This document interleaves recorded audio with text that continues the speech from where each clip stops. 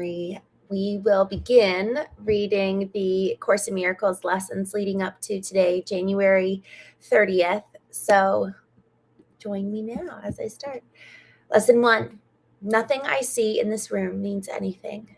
Lesson 2, I have given everything I see in this room all of the meaning that it has for me. Lesson 3, I do not understand anything I see in this room. Lesson 4, these thoughts do not mean anything. They are like the things I see in this room. Lesson 5, I am never upset for the reason I think. Lesson 6, I am upset because I see something that is not there. Lesson 7, I see only the past. Lesson 8, my mind is preoccupied with past thoughts. Lesson 9, I see nothing as it is now. Lesson 10, my thoughts do not mean anything. Lesson 11, my meaningless thoughts are showing me a meaningless world. Lesson 12, I am upset because I see a meaningless world. Lesson 13, a meaningless world engenders fear. Lesson 14, God did not create a meaningless world.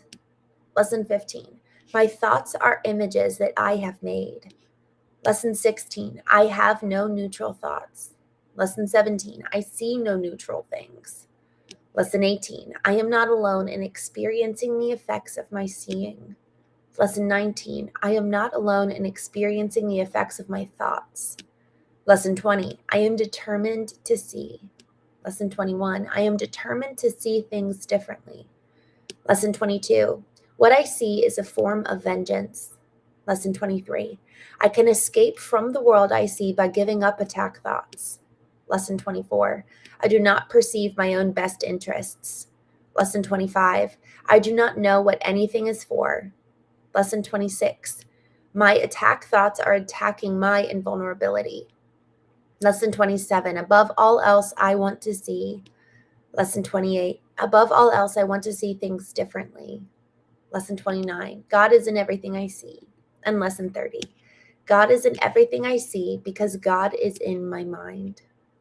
The idea for today is a springboard for vision. From this idea will the world open up before you, and you will look upon it and see in it what you have never seen before.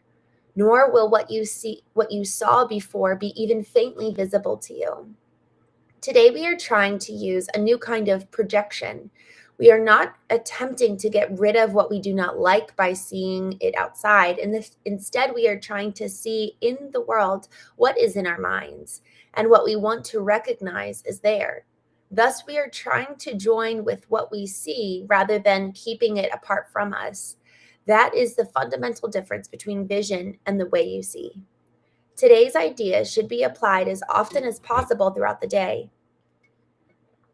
Whenever you have a moment, excuse me, whenever you have a moment or so, repeat it to yourself slowly, looking about you and trying to realize that the idea applies to everything you see now or could see if it were within the range of your sight. Real vision is not limited to concepts such as near and far. To help you begin to get used to this idea, try to think of things beyond your present range as well as those you can actually see as you apply today's idea. Real vision is not limited by space and distance, but it does not depend on the body's eyes at all. The mind is its only source. To aid in helping you to become more accustomed to this idea as well, devote several practice periods to applying today's idea with your eyes closed, using whatever subjects come to mind, and looking within rather than without. Today's idea applies equally to both. Well, good morning. Good to see you guys. Dub Styles, good to see you. Brian, Tene Briss. That's funny. The Threat Wrestling, good morning from Puerto Rico. Y'all, the point in this lesson that I really, really, really loved, I want to go back to it because real vision is not only unlimited by space and time, but it does not depend on the body's eyes at all. The mind is its source. Y'all, isn't that so much of what we've been talking about, of how much power our mind has? How this time every single morning is like the arena and the training ground of our minds, of really taking every thought that passes through our mind captive and realizing that what we see and experience in the external world is really truly a manifestation of what's going on in our mind. And I've actually, I had someone get upset with me the other day because I posted something on Instagram which was by a Stoic, and effectively he was like, if you make beautiful choices you will see a beautiful world. And I just loved that. And so I reposted it on my Instagram, and somebody messaged me and was upset. They were like, we're not living in a beautiful world, it's so upsetting what's happening. And yes, there's so much of that that's so true. We live in a broken world. And especially when after my sister's husband was killed and then my husband left, and we're in this season of brokenness, and it's not like that ever changes. In this time, even after healing, it's not like those things change and the person comes back or comes back in any way. It's all a choice. It's all a matter of, how do I want to engage with the world? How do I want to see the world? How do I want to experience life? Do I want to experience a beautiful world? Or do I want to fixate on all the bad things that are happening? And this is where it's really, really challenging, because I actually think that some of us are called to go fight for the injustice. And so we have to go and really know what's happening. And that's our calling. Like, that's why we're here. And for others of us, it's, I'm actually called to go love on the kids without parents. And for others of us, it's, I'm called to educate around emotional intelligence, educate myself and share with others. And then for others of us still, we're called to bring great leaders into the world. So we're all called to different things. And depending on our calling, we need a certain kind of mind, a certain kind of cultivated garden of the mind, that from which we can then draw and influence the experience of the world that we have, both the world that we engage with, but also the world that we need in order to, it's like the mind is the source. So this is what she said in lesson 30. The mind is the source in so many ways. So then the question becomes, what's the garden? There's this book by James Allen called As a Man Thinketh, and he likens our mind as a garden. So what's planted there? And what's planted there so often needs to be intentionally sown, like sowing the seed needs to be intentionally sowed based on, what's my calling and who do I need to become in order to achieve that? What do I need to fixate my thoughts and attention on in order to cultivate the person that I become in order to go and fulfill on that mission and on that journey? We love these like adventure movies. We love, Lord of the Rings, where Sam and Frodo are like packing their bags with as little as possible because they don't want to be held down on their journey. Our minds are the same way. What we put in our mind and what we fixate on in our mind is either going to propel us forward or hold us back on our journey of life. And so there's so much more that we could address here, but I just want to take a moment and jump into the chat, because frankly, this is something that I just love, this concept around our mind as the source. Raven, thank you for coming on here this morning. Good morning. PG, no, we don't do that. The threat wrestling, thank you so much for coming on here. I'm grateful for that. Paul, yes, live on 2 streams. I'm live on the Knowing podcast and also live on my personal one. David Bethel, good morning. Thank you for coming on here. Jurifisel, I don't know. I don't really know what you mean by that, but what would be interesting, Jerry, I'm wondering if you went back and listened to 2 nights ago, we had a chat with Dustin where he was talking about his father, who really, really had a difficult relationship with his dad. So I wonder if that might be encouraging for you, because coming to the point of forgiveness for our parents is one of the hardest things. And so I'm not entirely certain about what you've experienced that in that way, but I know that being able to forgive is probably one of the most important things that we can learn how to do. So 2 nights ago, we talked about forgiveness, specifically with his dad. So that might be encouraging for you. Julian, good to see you. Mike Thompson, thank you guys for joining on here. Dan, thank you for coming on here. Good morning, Soul. Draztic, thank you. Thank you for coming. Emotional intelligence. Mike, you know what's funny? He says emotional intelligence is such a woman thing to say. You know what's funny? I actually avoided emotions for so long because I really did view them as weakness.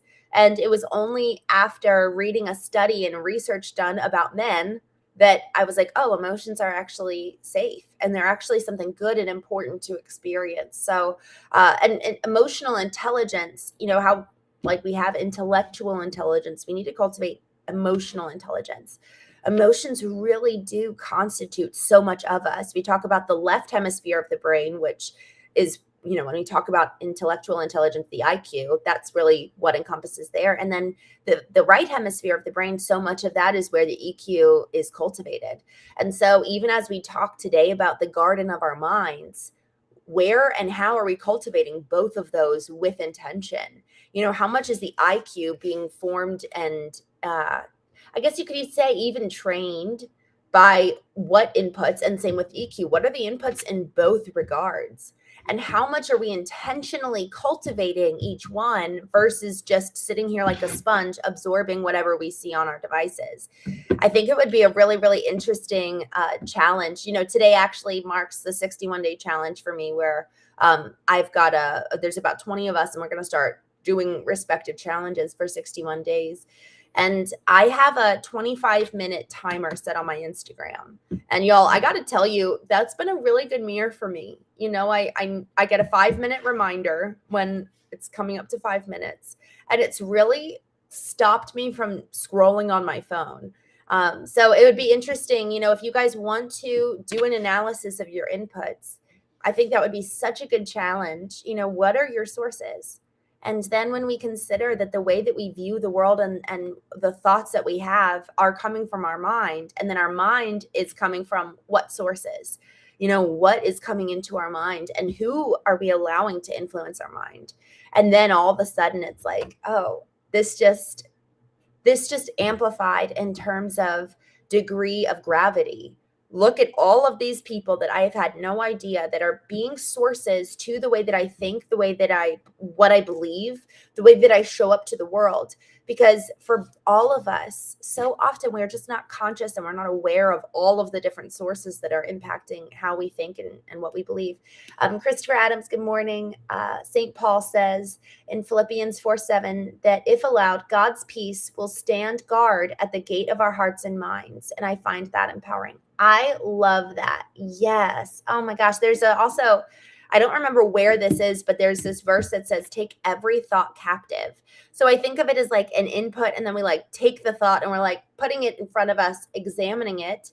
And then we get to decide, is this going to stay or go? Is this life-giving? I think it's lesson 16 says there's no neutral thoughts. And so every thought, it's take it captive. And then I love this, Christopher, the peace of God.